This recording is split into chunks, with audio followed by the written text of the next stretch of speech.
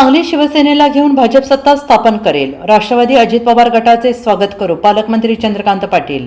काठावरच्या गणितांमध्ये आम्ही राज्य देखील चालवतो, त्यामुळे सांगली महापालिकेत काठावरच्या बहुमतात शिंदे सेनेला घेऊन सत्ता स्थापन करू असा विश्वास सांगलीचे पालकमंत्री चंद्रकांत पाटील यांनी व्यक्त केला आहे. त्याचबरोबर राष्ट्रवादी अजित पवार गटाचे देखील सत्तेमध्ये स्वागतच असेल, त्याबाबतचा निर्णय स्थानिक राष्ट्रवादीने घेऊन तसा प्रस्ताव दिला पाहिजे असे स्पष्ट करत महापालिकेत राष्ट्रवादी अजित पवार गट देखील सोबत येईल असे संकेत मंत्री चंद्रकांत पाटलांनी दिले आहेत.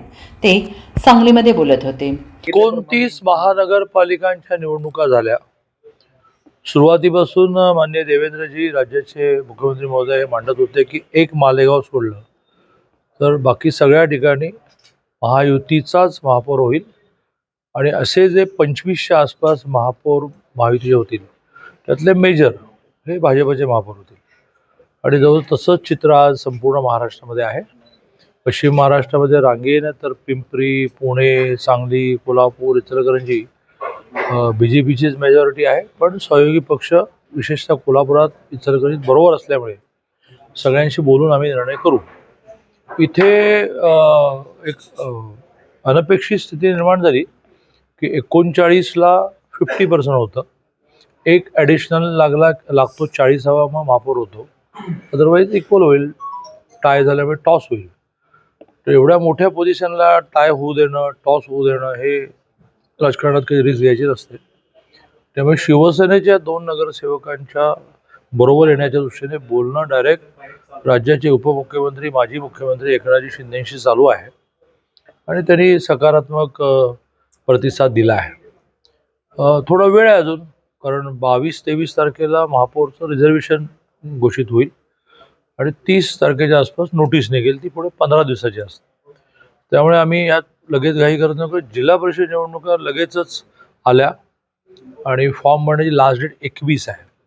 त्यामुळे कालपासून मी पुणे पूर्ण केलं, मग आज कोल्हापूर पूर्ण केलं, आता सांगली पूर्ण केलं. आमच्यातली स्पष्टता आणि युतीतल्या घटक पक्षांबरोबर जागा वाटपाची बोलणी यात मी इतकं अडकलो आहे. सायमल्टेनियसली एकनाथजींशी बोलतोच आहे. तेव्हा शिवसेनेचे 2 मिळाल्यामुळे आता आमचे 41 झाले. 40लाच महापौर होतो, त्यामुळे एक जास्त आहे. बरोबरीने महायुतीतला नॅचरल पक्ष आणखीन एक बाहेर राहतो, तो म्हणजे अजितदादांचं राष्ट्रवादी.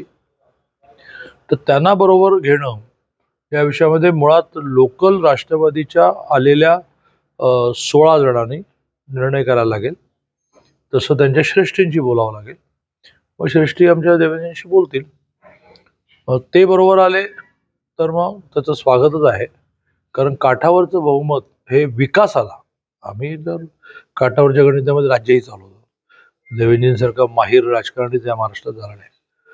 122 वर सरकार चालवत होतं आम्ही आणि आधी युती तुटली तरीही शिवसेनेला बरोबर येऊन 5 वर्ष सरकार झालं. पण विकासाला ते सोयीचं नसतं आणि त्यामुळे आम्ही हा प्रयत्न करू. समोरून प्रपोजल आल्यानंतर सगळं आलबेल होईल. राष्ट्रवादीला जर ब्युरो रिपोर्ट SVN मराठी.